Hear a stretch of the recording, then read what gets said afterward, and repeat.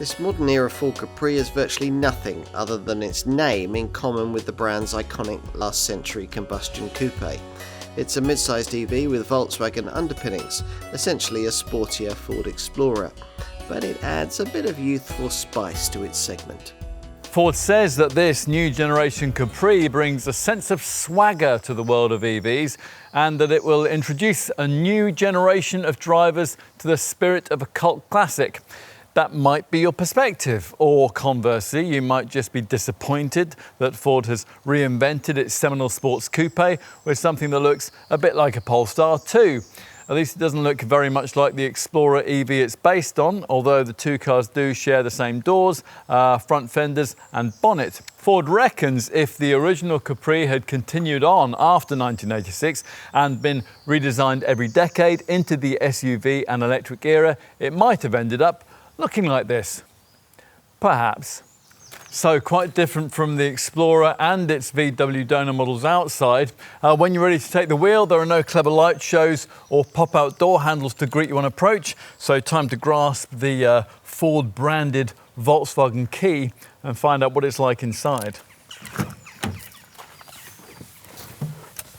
Well, the design brief may have allowed for a sleek, fresh exterior suit, but changing body panels is a lot easier than altering interior architecture, and Ford hasn't bothered to with this carry-over Explorer cabin. For a self-proclaimed family sports car, it certainly doesn't feel in any way sporty, despite the one-piece seats. That's to be expected given the design constraints here, but a few brighter colours would have better suited the trendy vibe this car wants to offer. The strangely shaped squarical steering wheel from the Explorer reappears again, but here it gains a metal lower spoke for extra capriness. More welcome carryovers include this 3D sculpted sound bar and the huge configurable mega console storage area trench between the seats. If you switched from Ford's other EV in this market space, the slightly larger Mustang Mach-E, the dinky little 5.3-inch display you view through the wheel here is the first thing you're going to have to get used to.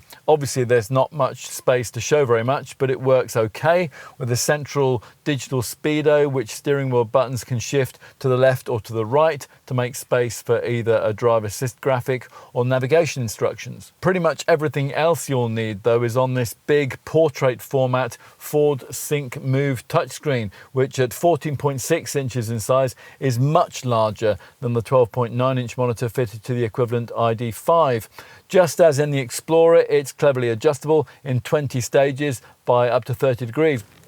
Right, time to look in the rear. Now with a coupe SUV style mid-sized model, you might worry a bit about headspace, and you will need to watch your head when you're getting in.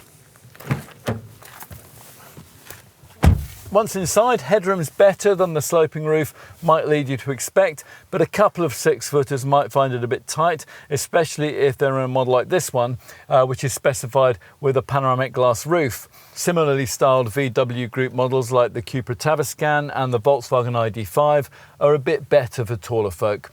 Unfortunately, as with most, although not all EVs in this class, there are no sliding or reclining features for this bench, but you do get the usual bespoke EV platform, low center tunnel, so a third and middle seated adult can fit in quite easily. Earlier we mentioned the Capri's body length increase over the Explorer, and all 20 centimetres of that has gone into the rear overhang.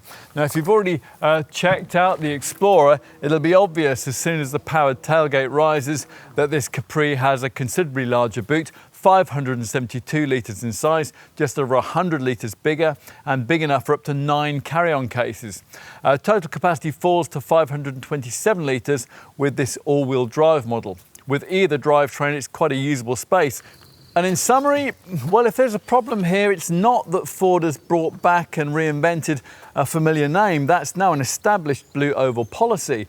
It's more that, unlike with the Mustang Mach-E, the company has marketed the rebirth of the Capri as the return of an icon.